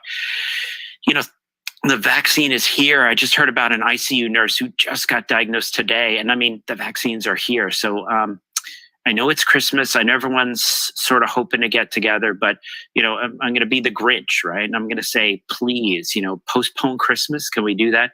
I just want people to be safe. I'm going to try not to be judgy, but when I see this many people dying and I see families, they got together, they were doing nothing wrong. This is not a moral issue. This is just, it's really dangerous. All right, let's go to the pre-exposure period. And I always like to touch on testing, and a little shout out here to Rachel, the special assistant to the NH director of COVID-19 diagnostics. She let me know that they appreciate the updates, because for them, it's nice to get some feedback, what's happening on the ground. So happy to hear that. And I'm going to give some feedbacks here. And feedback, no plural on that, just feedback. This is an update. The FDA updated its FAQs on testing. And I was communicating a little with one of the New York Times reporters who may drop a story on this, but I told her that she has until Saturday morning when this episode drops. But actually, the FDA basically went ahead and said, okay, these tests are not approved. These PCR tests are not approved for quantitative, saying the quantity of virus. But go ahead, you can share those CT values with clinicians. And there's a bunch of caveats in there. But for me, as a practicing clinician, this is exciting. This is a helpful update. And there's a number of qualifications, and I think those qualifications are appropriate. So what are the things? To sort of give some background here. We use a measurement of the amount of virus, of the viral load, so to speak. We look at these cycle threshold values when we manage a number of viral diseases. So CMV, cytomegalovirus, we use it for HIV, the virus that causes AIDS. We use it for hepatitis. And we're used to some degree of variability. We're actually careful to say, like, oh, are these, we're treading something over time? Is that being done in the same lab? Because there can be some inter-lab variability. But there's also an extra bit of variability here, right? We're used to doing blood tests, and someone draws a certain amount of blood, and a certain amount of blood is then put on the machine. But here we're actually doing swabs, and those swabs could be taken from different sites. It could be one of those deep brain biopsy swabs where it's really pushed in there and it's twirled around, sort of a blind procedure. And it could be left in there for a proper, 15 seconds, appropriate number of twists, or it could be sort of in and back out. It could be taken from the front or just inside the nose, 15 seconds each side, making sure you get a good sample, or not, right? It's operator dependent. It could be actually a swab from the mouth or even the back of the throat. So the collection can actually affect these things. And we know a few things. We know that you tend to get the highest amount of virus if you swab deep in, that middle turbinate swab, the NP swab that we started with. If you do the front of the nose, it comes up about 3 cycles later, right? So about a 10-fold difference. If you do it in the mouth, it's actually about 10 cycles different. So, there's a lot of caveats, and we're going to have to do a little bit here to make sure we interpret that. But at the ends of the spectrum, I think we can make sense of this. If you get the report that CT value is less than 24, that you're translating that into millions of RNA copy numbers, you're probably dealing with someone in that height of infection. You're probably dealing with someone who's very infectious. This is someone, rush home, don't pass go, don't go get those groceries. You can order them. And at the other end of the spectrum, let's say it comes up 37, 38, so past 36. Then we want to ask a few more questions. Was it collected properly? Where was it from? Because here we want to calculate, is this, due to poor sample procurement, or is it actually really that they're kind of at either the tail end of illness or right in the beginning? So, the ends of the spectrum, I think we can really work with this. There's going to be gray areas in the middle. It comes up at about 30. That might be a little harder to interpret, but for us as clinicians, this is helpful. I had a case, I have a case, gentleman from Nigeria, right? One of the few people who actually appreciates that I own cows, right? So I showed him a couple cows, and then he wanted to know how many wives I had. So, and he had actually been sick really for several weeks, right? It had been 2+ weeks. And, first he tried azithromycin, and then he tried Bactrim, and then he wasn't getting better and ended up in the hospital. And, his first test was negative, but it just didn't seem right. It really seemed like this was a viral syndrome. Retested again. This time it was positive. So my suspicion, right, is that it's right sort of on the edge here of detection, probably high 30. So, being able to get a CT value in a context like that, that's actually helpful. So, oh, and by the way, just one wife. The CT values are going to be available for all nucleic acid tests? So not, and this is actually an excellent question, Vincent, not all the machines actually allow you to get those values. Okay. It's actually cheaper to buy a machine that just gives you a yes or no, basically just at the end of, we'll say 40 cycles says yes or no. The more sophisticated machines, right? Apparently the ones that the Broad Institute or the ones that Fauci is using, those actually give you CTs all the time. I hate to say we called on this gentleman, the machine that the assay was run on did not have access to the CT values. So, okay.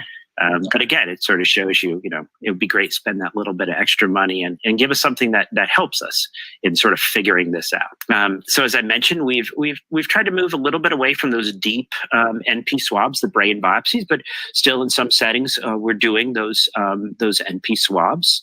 Particularly with kids, we like to do it in the anterior nares, particularly if you're going to be doing repeat testing, because the blind procedure, we've had issues with triggering migraines, with bleeding, trauma, things like that. But actually some pretty exciting stuff here. We've really moved ahead with access to rapid testing. And I don't know if I mentioned last time, but some of our sites are doing over 6,000 tests a day. And what's, when you start seeing, 5-6% of tests are positive, we're picking up hundreds of infected people per site. And then we're actually getting them from spreading it to other people. So it's really tremendous, I have to say. I'm excited to see this happening. I mean, testing saves lives. As far as what tests do we have access to, the BD Veritor is in reasonably good supply. We can get reagents, we can get access to that. We have quite a bit of the Abbott ID Now machines, but I have to say I've talked to a lot of my colleagues who, those are back ordered. It's hard to get those now. There's such demand. There's also some, other tests that people are hearing about. The Abbott Binex Now, right? That's supposed to be this $5 test. The government has heavily invested in that. So most of us in the private sector are not getting access to that. But now an approved at-home over-the-counter test, no prescription needed. And I think that's fantastic. I don't think a doctor needs to be standing between you and your ability to get a COVID test. And this is by Ellume, and it's a rapid antigen test. And it actually has the ability, it has like this Bluetooth connection. And it's really kind of neat. So people, if you're not driving after this, just go ahead and Google ELLUME COVID test. And for, they say $30, you're going to be able to walk into your local pharmacy. You'll get this little kit. There's a video, right? So you need a smartphone, but you provide that. So you go on your smartphone, you watch a little video. It shows you how to do this. There's a little sterile nasal swab. You're going to swab your nose. They actually say in the kit, it's going to be an NP. They're actually going to expect you to put that back in there. So that's going to be interesting to see how tolerated that is. There's a little dropper, some processing fluid. It connects via Bluetooth to your phone, and it walks you through it. And in about 15 minutes, you get an answer. So we're now sort of increasing the number of options and making it cheaper for testing in the home. We talked before about the Lucira, a little battery-powered molecular test. Now we have this, hopefully soon to be available, $30 over-the-counter antigen test. And there's actually some talk about the Binex Now being an at-home option as well. So we're moving in the right direction. We're not quite there at the price point a lot of us are looking at, but I think it's exciting stuff. Schools. I always got to talk about schools. Really a nice piece in the CDC MMWR, and this was titled "Estimating Resource Costs for Implementation of CDC's Recommended COVID-19 Mitigation Strategies in Pre-Kindergarten through Grade 12 Public Schools, United States 2020 to 21 school year." And it was really interesting. They went through, and to point out, this is not free. If you're going to say we're going to open our schools, we're going to send kids to the schools, you can't just do it like it's 2019. You've got to do it like we're in the middle of a pandemic if you're even going to consider this. And they actually went through and they found and made estimates. You need to invest an average of $55 per student, sort of minimum. But then it goes up to about $440, with increased staffing, shields, masks, hand sanitizer, wipes, the pulse oximeters, signage. So there's a lot involved. This is not just you say, we're sending the kids back to school. We hear it's safe. If you're thinking about doing it, there are ways to approach this challenge, but it takes money. It takes a plan. So I always try to reinforce the point that in-person schooling is a goal, but you can't just jump there. You get there with education, you get there with resources, and financial assistance, right? We dumped a lot of money, I would say, into the stock market. If we think we're going to send kids to school, if we think we're going to ask teachers to go there, then we're going to actually have to put the money in. And I think this was good analysis so schools can really understand what those costs should be. And hopefully, we'll say policymakers can make the decisions to make this happen, because you look at $440 per student and you think about that enabling parents to work, enabling that child to get the benefits of education. I'll sort of leave it there. All right. Vitamin D and ivermectin. Seems lots of people want me to discuss this. So here's what I'm going to say. I'm doing a better job of remembering to take my vitamin D. And if this podcast goes viral and we get above 20,000 YouTube views, I promise to discuss ivermectin next week. But we got way too much other stuff for today. And why do we have too much other stuff? Vaccines. This has been an exciting week for vaccines. Last week at Long Island Jewish Hospital, this is where I did my training, also where I see a lot of patients. The first person, an ICU nurse, received the Pfizer vaccine. And this was exciting, right? I mean, I think I'm always critical, right? And so I'm looking, and the fact that it's an ICU nurse and not a physician, I thought that was pretty cool. The fact that a physician was giving the vaccine seemed a little odd, because I'm not sure we know how to do that. That's actually, nurses are much better at that. So, but somehow that doctor did well, and the nurse claimed it didn't hurt. So we'll take her word for that. And there was the tall Irishman, Michael Dowling, the head of Northwell, was there. And that was nice that, there's the Irish there. So, we always sort of the side of history. So that was exciting. Were you there, Daniel? Did you go? No. I actually was busy taking care of patients. Okay. So, and I did make the comment like, yeah, this is great that you've got the media appearance, but come on, let's start pushing out the vaccine. It's here. Let's get it into arms. So last week was all about Pfizer. And this week, the focus changes to Moderna. And so what do we know about Moderna? And as people may remember, last week when Vincent wanted to start TWIV, I was like, I can't. I'm watching. It's the vote. And so I did watch it again today. I guess I'm if people listen to TWIV, they should have been tuned in. If you want to hear a bunch of really smart nerds talk about stuff, it was great. I was loving it. And these are brilliant scientists. These are, and it's not just scientists and people looking at, the whole equity aspect, et cetera. And what do we know? We got efficacy data out of this, and it's right about, the same as Pfizer. It's right about 95% for preventing people from getting disease. I'm going to talk a little bit about what I mean. And they really said it looked like it's close to 100% at preventing severe COVID-19. So I'm going to go a little bit into that. People also are always interested in the immunological data, I guess I'll say. So T cell responses. So we know that we're getting great antibody responses, but they also commented that the CD4 positive T cell responses were strongly biased, as we wanted, towards Th1 cytokines, minimal Th2 cytokine expression. So this is reassuring, right? Because this is our way to predict the future. Are we going to have any issues, vaccine-induced disease? As far as reactogenicity, hopefully our listeners remember this. This is not a side effect. This is, I got the vaccine, and this is, evidence that my immune system is working, and evidence that I can feel when people poke me with a needle. So it was pretty similar. The majority of people said, yeah, it hurt when they stuck it into my deltoid. Unlike the nurse who claimed the doctor poked her with minimal pain. It's funny, the majority of people, the 2 days afterwards said they feel tired. Well, that's not funny, Dr. Griffin. What was funny is that actually, if you ask the placebo people, somewhere between a third and a half said, yeah, I feel tired. So just to say, I haven't gotten my vaccine yet and I feel tired. So fatigue was very common, but only lasting usually a day or two.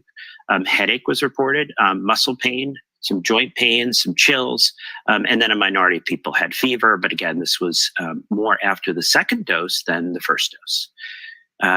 And interesting enough, the older you are, the less you complain, the less reported side effects.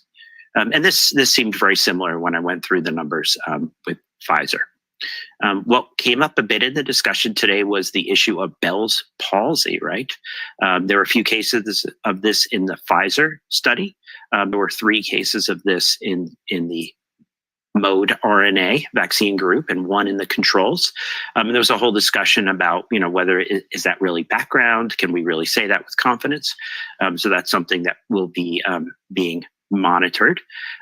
Another part of the discussion that was quite interesting, and this will be addressed going forward, was the issue about correlates of immunity. So what they're hoping the Moderna vaccine trial will do is actually give us the ability to do blood tests to tell, do we have to worry about someone getting infected again? Also may help us with timing about revaccination. And it was a slightly different discussion than Pfizer because really this trial is being financed by the US government, right? This is very much under Operation Warp Speed. So several times they'd say, well, we are paying for this trial, so this is what we would like. Very interesting. But here are our vocabulary for today. So we have 3 words I want people to learn about: infection, disease, and severe disease. So I'm going to throw in, we got a little bit of information about infection. I think this is important because this is going to tie in with transmission. All right, so this is a critical point in the video where the doctor's about to go over a question that was asked by Pastor Bennett before and trying to help understand. Now, Malcolm already answered the question, but he's reiterating it so that we can understand what's going on. This is from the people in the field. You see what his shirt say? You see what his shirt say? Daniel Griffin, MD, Division Chief Infectious Disease, Pub Healthcare. So, he got books and all that in the back too. Get busy. So the endpoint was not whether or not people got infected. The secondary endpoint was not whether or not people got infected. It was whether or not they get disease and whether or not it was severe disease. So what's infection? Can you get infection without getting disease? And this is, I think, an important point. Our 12 listeners probably know this, but it's good to sort of go through. So you've got the elevator response ready to go. Sometimes a pathogen, a virus in this case, can actually infect us, use the same word, can actually go and start replicating, but we don't know it. We have no symptoms, we have no fever, we have no headache. We are infected asymptomatically. The concern there is that if that happens, if the vaccine does not prevent that, you could have people getting infected, walking around, feeling fine. They've got the virus replicating in their nasopharynx. They might wipe their nose, they might talk, they might potentially transmit it, and they feel fine. They're coming to work. So there actually was a little bit of suggestion, some data here was discussed on the last TWIV, if people want to listen to that there may actually be a protection against infection. And that's ideal if we're ever going to look at herd immunity. The second is disease. This is you get sick, right? This is a subset of infected.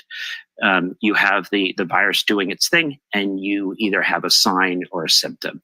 Either you have a sign such as a measurable temperature, an abnormal chest x-ray, or you have a symptom. You feel bad, you've got a cough.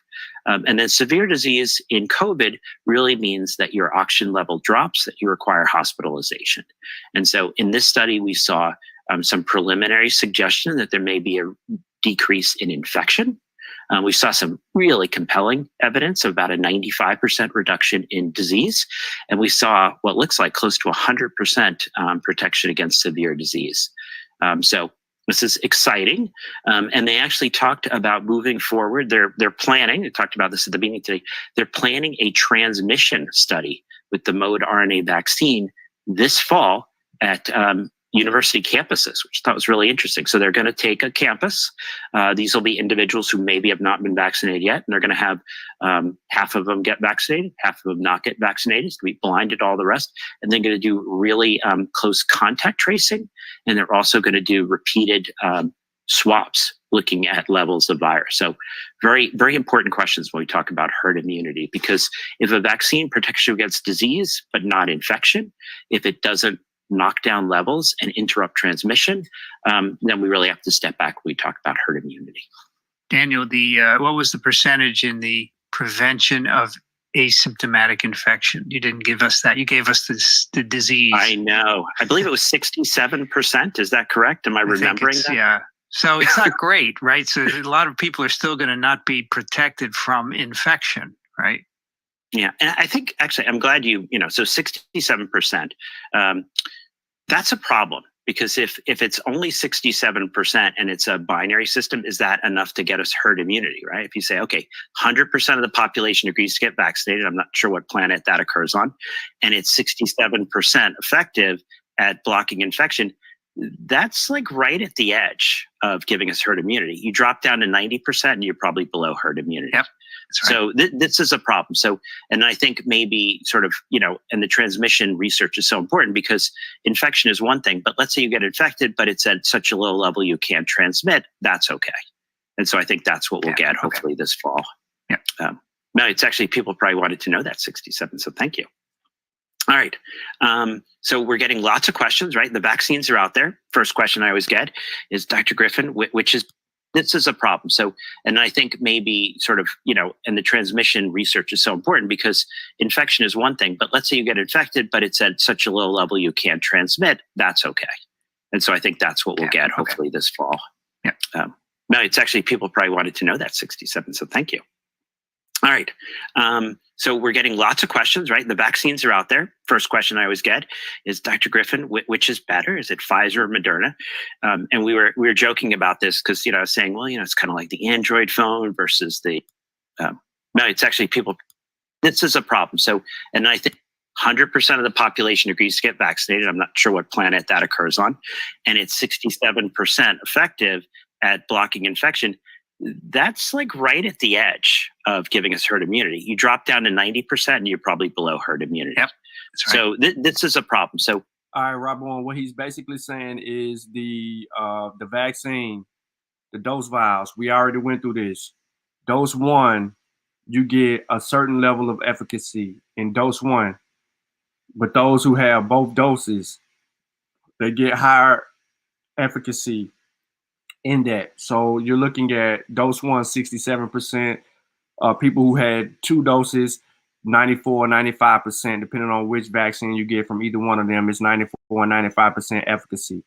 If the efficacy level drops down below 90% after dose 2, that's what they're referring to, not. But I'm gonna let them speak so you can hear it again because you asked me to rewind and Chavez did too, but I did, but I see you didn't catch it because you were typing. Hold up.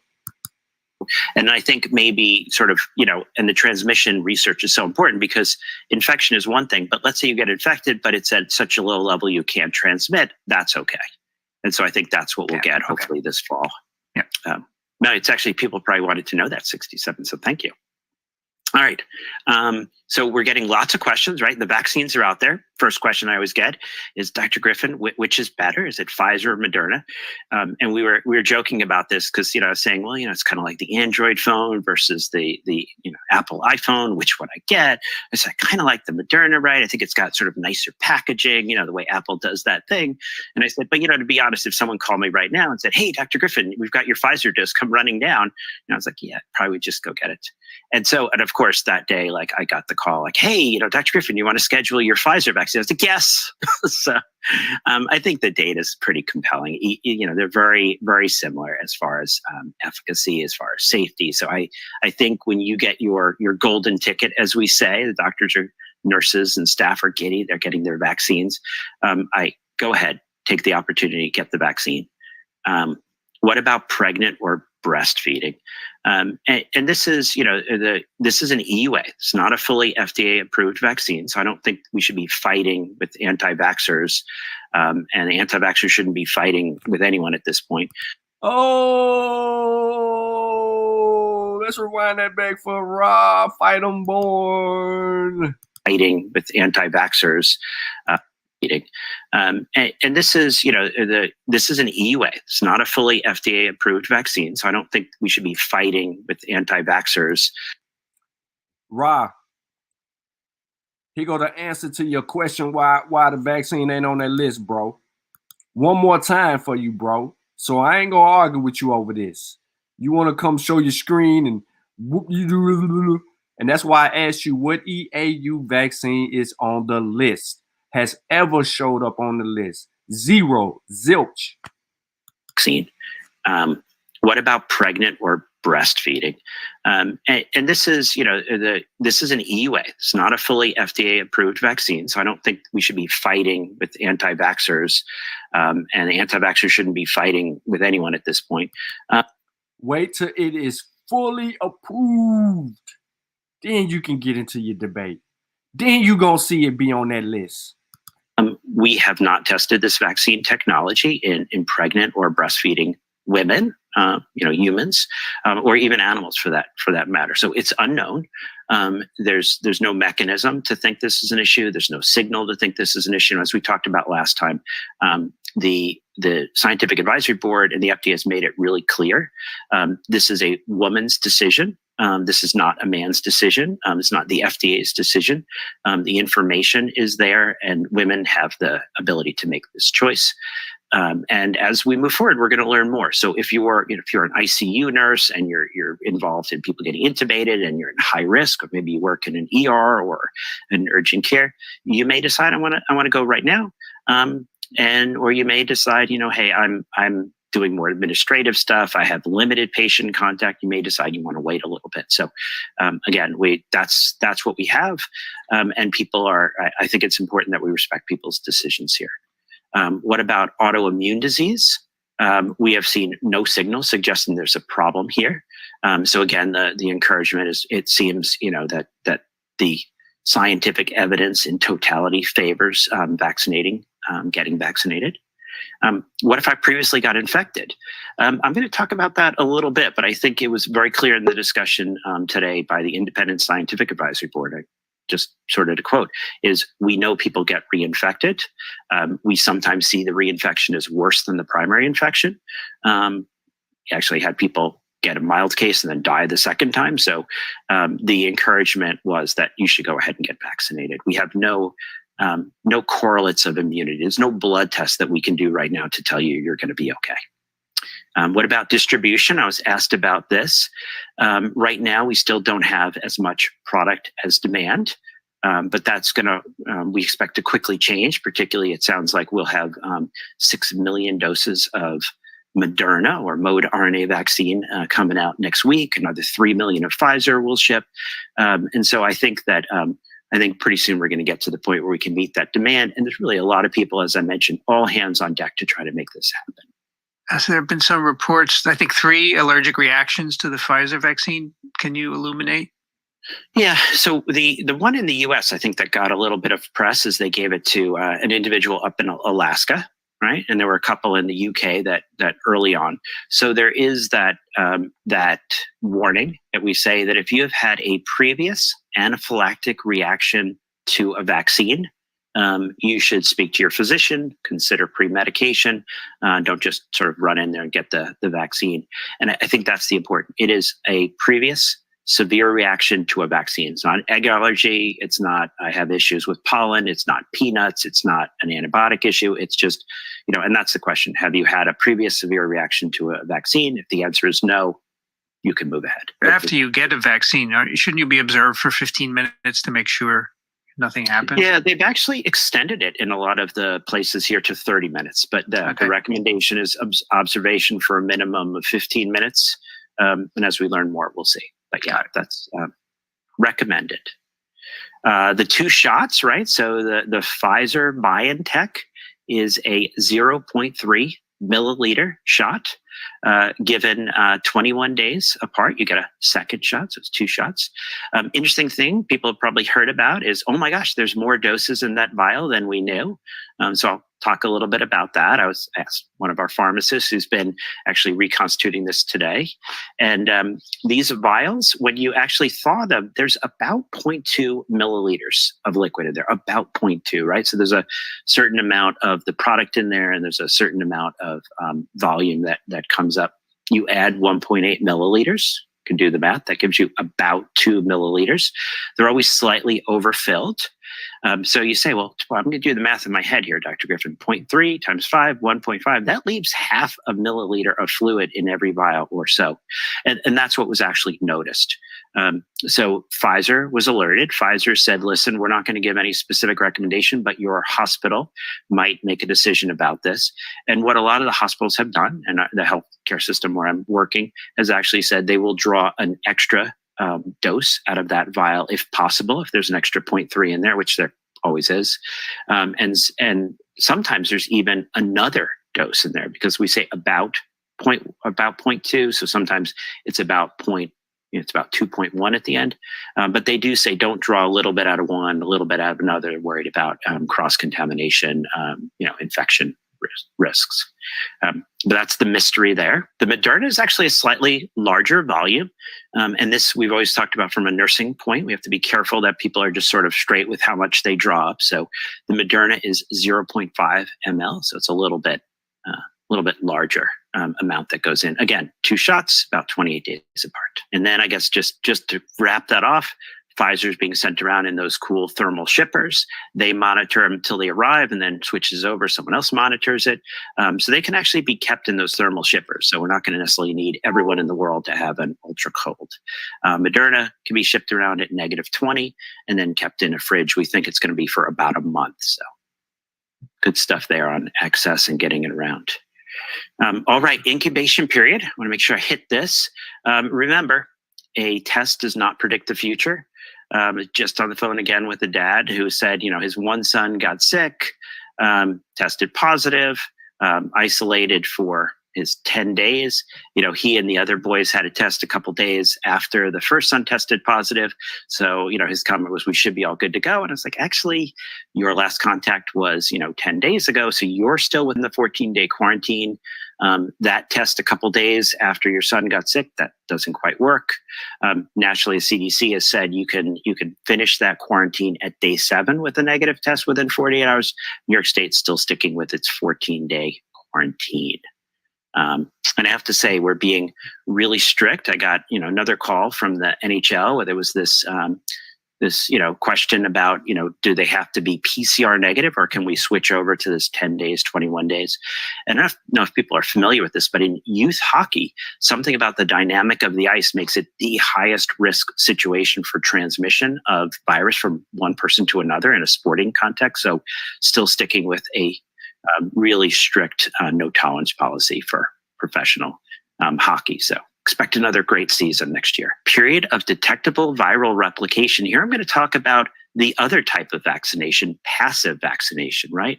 And this is the type of vaccine that the president, Ben Carson, Chris Christie, Rudy Giuliani, and now many, many other people are getting. And I'm now starting to see significant number of people who go for this. Some of them end up in the hospital, right? This is not 100%. I want y'all to listen to what he's saying. Passive vaccine. I'm going to rewind it back just to give you some clarity. You need to hear what he's saying. Application. Here I'm going to talk about the other type of vaccination, passive vaccination, right? And this is the type of vaccine that the president, Ben Carson, Chris Christie, Rudy Giuliani, and now many, many other people are getting. And I'm now starting to see significant number of people who go for this. Some of them end up in the hospital, right? This is not 100%. First person I saw was a gentleman, right? Got it on day 4. 2 days later, felt great. Another gentleman got it on day 9. Didn't really notice much, ended up in the hospital. But we're seeing a lot of people get this. The earlier they get it, seems to be consistent with what we knew from before. The suggestion is if you get these monoclonal antibodies within the first week, there's about a 70% reduction in progressing to hospitalization. The US government is actually distributing 65,000 doses every week, but only about 20% of them are getting used. So there's a problem here. Hopefully people are listening to this. Let's get the word out. So the bamlanivimab, the BAM, is really widely available, but people don't know about it, actually, to the point where even people that don't qualify are actually getting it through a lottery system because the hospitals are sitting with these vials not being used. So Eli Lilly has a place. You can actually go to the Eli Lilly page, and there's numbers. And actually here in New York, I get lots of calls. I send them the hotline. There's a hotline you call. I just had another patient today, actually a fellow clinician, elderly gentleman, or senior gentleman. I don't know if elderly is the right word, but an older adult above 65. And he was being arranged to get the bamlanivimab infusion today. So this is one of those tools. This does have some data behind it. And as people may know, I'm working on a trial, a post-EUA trial, to really get solid data. This is still EUA based on phase 1-2. We're hoping to get more solid data to move forward with this. What about reinfection? So I wanted to ask this question. I wanted to say, okay, so what about reinfection? And what I wanted to really be curious about, do people get reinfected and potentially shed it to others? So, we now have a lot of cases in the literature of really well-documented reinfection. So what I wanted, two things. I wanted them to be young. I wanted them to be in their 20s with no medical problems. And two, I wanted them to be healthcare workers, right? So I wanted them to be in a situation where potentially they got it again, and they also, you ready? My last was, I wanted CT values. I wanted to know, did they have enough virus that I would be concerned that they would transmit? So I found a nice article by Gupta V et al., asymptomatic reinfection in 2 healthcare workers from India with genetically distinct SARS-CoV-2. One was a 25-year-old man, PCR positive, 5th of May, 2020. CT value at the time, 36, right? So a few thousand bits of RNA when he's initially diagnosed. They isolate him. They wait till his PCR is negative. They get him back at work, August 17th. Now he's got a positive PCR with a CT value of 16.6. So that would be millions and millions of RNA copy numbers. So something we would think that we'd be worried about for transmission. Other 28-year-old woman found PCR positive also back in May, CT value at that point in the 20s. She did the institution. She became PCR negative. September 5th, CT value of 16.9. So again, very high levels of RNA. So this raises the couple issues that we got back to with our vocabulary. This was an issue of reinfection. They were asymptomatic, so there was no disease. There was no severe disease, but they had really high levels suggesting potential for transmission in these settings. Early inflammatory phase. I want to reinforce the timing of steroids. I got a call the other day. It was like, Dad, steroids seem to be doing really well for our patients in the hospital. I got a person who just got COVID. Should I call in a script for steroids? Steroids are the second week. They're in select individuals who are hypoxic, who are starting to develop more significant disease. They're not for everyone. It's not COVID steroids. It's just select people. It's a select dose. Little judgment here. Secondary infection phase. We talked a little bit about the ferritin procalcitonin ratio, but I want to point out that the timing seems to me to be the most helpful. I just had a woman today. Procalcitonin was less than 0.05. The FPR, the ferritin procalcitonin ratio, was super high, suggesting not bacterial, but she had Staph aureus in the blood. White count went up. She wasn't looking right. So, I still find that, you want to be vigilant. You want to understand the phases of disease. And when something starts to change, think about the complications that happen in that phase of disease. The tail phase, which often ends up with the long COVID. I was actually speaking with a nurse this week, and it's really tough. We're seeing individuals who are now 6, 7, 8 months out, right? Really getting pretty far out from initial disease, still suffering. And some of the employers are starting to get tired and say, hey, 6, 7, 8 months out, still suffering from the effects of COVID. 6, 7, 8 months out. I'm gonna run it back. And then hopefully we get through with that and we'll do an after show. Right now we're working on the logistics on where we're going to do the after show at, but I want to keep this informative. And it's really tough. We're seeing individuals who are now 6, 7, 8 months out, right? Really getting pretty far out from initial disease, still suffering. And some of the employers are starting to get tired and say, hey, what's going on here? And I think we talked about this a little last time. There really isn't a great chronic diagnosis here. Puts these people in a really tough situation. But it's very clear. COVID is not just binary. You can get sick, you can die. You could get sick, you could not die, and you might have prolonged suffering. You might have prolonged disability. So I'm going to leave it there. I want to thank everyone for all the hard work everyone's doing. Hang in there, keep doing it. And for everybody that's been coming to parasiteswithoutborders.com and helping us, that's fantastic. Thank you. We're continuing to help the Peace Corps' HIV and AIDS programs, because remember, that virus has not gone away. All right, Daniel, a couple of quick questions. First one is Ellen from Johns Hopkins. Assuming one has been vaccinated and then becomes infected with SARS-CoV-2, one, do we know the degree to which that person's virus shedding is infectious? And two, can that person become a long hauler? Oh, that was fantastic, because that hits right into what we were talking about. We don't know yet. And we're going to get this data. This is actually the planned transmission studies that we heard about. They're going to be taking individuals and vaccinating, comparing them to non-vaccinated individuals. And they're actually going to be doing quantitative viral load testing and coupled with transmission contact tracing. So we're going to get answers to this. We don't know yet. And I think this is really critical.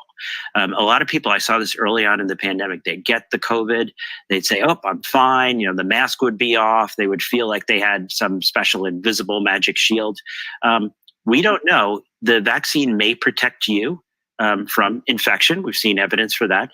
It seems very compelling that it infects you from protects you from disease and severe disease, but we don't know. You could very well get infected. You could have high enough viral level that you could then infect your loved ones or your patients. So until we know that, you got to keep washing your hands. You got to keep wearing your mask. You got to keep acting like we're in the middle of a pandemic. All right. So Alan asked about allergic reactions after vaccination. We already covered that, so we can skip that. And then Dr. Hassan. Why don't skip past Rob Bourne's question like that? Monoclonal antibodies get the vaccine now, or will he have antibodies that may neutralize the spike protein once formed? Yeah, so we think that that's a concern, and we're actually recommending. I said, why they skip past Rob Bourne's question like that? What question? He said something about Alan called in and asked a question. We already answered that. Yeah. But yeah, dude answered some of the questions I was asking you the other day. So yeah. He do a good job at being direct about the question. Yeah, I get him that. Yeah. I think this is probably the last question. Then we gonna, what we gonna the research team it. Yeah, we can go to CoVid-19 All right, I'm gonna put the link in the thing so people can subscribe. Get it up. All right, I got it. Let me play this out. Recommending that people wait 90 days, and that's based upon, we'll say, the half-life of the monoclonal bamlanivimab by Eli Lilly is 21 days. So we're waiting for that to get low enough, because otherwise the concern is you get the vaccine and you actually will not get the benefit of vaccination. The half-life is pretty similar for the cocktail from Regeneron. The GSK product hasn't made it to market yet. That has even longer half-life. So that may really prevent you from getting active vaccination for some time. But the current recommendation is to wait 90 days. All right, one more from Nicholas. As a healthcare worker myself on the front lines every day who has suffered from COVID-19, what are the recommendations for vaccination? Should I move myself to the back of the list since I may have antibodies? Are there any concerns for someone to get the vaccine after having suffered from COVID-19? Yeah, so there's two questions here that I'll sort of tease out. One is there's no risk that we're aware of that a person is going to get the vaccine and have a problem because they had COVID before, right? And Pfizer had a number of people who'd been previously infected, get vaccinated. The ChAdOx study, the Oxford AstraZeneca, also had a similar where people were fine to get the vaccine. The other is a prioritization issue. Is like, should I get this? Should I wait and let all my colleagues get it first? The hospitals, healthcare systems, this is a monumental challenge to get everyone vaccinated. I've basically been telling people, if they call your number, if your golden ticket comes up and it's time to get vaccinated, go ahead, get vaccinated. Trying to get all the healthcare workers at least their first dose this month. So just go ahead, keep the logistics flowing. Make sure you jump in the lifeboat before we run out, type thing. So don't wait. Just go ahead, get vaccinated. I'm encouraging people to do that. That's COVID-19 clinical update number 41 with Dr. Daniel Griffin. Thank you, Daniel. Oh, thank you. Everyone, take care and be safe. All right, so that's that on that. Like I said, we got all the info in the links in the chat. Before we get out of here, I am scrolling through looking for a few. I didn't offend Ali Muhammad. Oh yeah, they having their own convo. All right. Hey man, click on the link, man. Go subscribe to the Coffee Pot Side Research Team. The link in the chat, yo. Link in the chat. I thought I put it in there. Yeah. Is it showing? Nah, it probably didn't show. I just threw it in there though. Okay. Yeah, I think that. I wasn't showing up under my name. I don't know why. Look, it even said we will be here next, but it's still. It's I was waiting for the link. I was like, oh, you must have forgot it. But look, when I show my phone, it's showing on my phone in blue. Yeah, that's where we are right there, y'all. What happened? Why the screen get big for me? Let me go ahead and deal with this right here.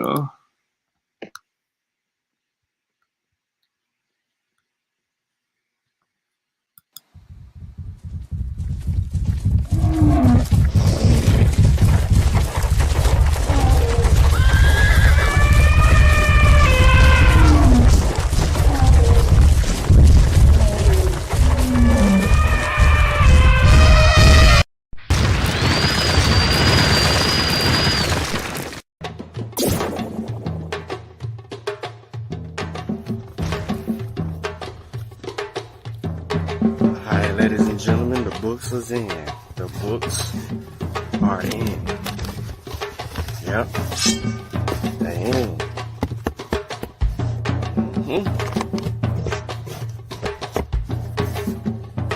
They're here.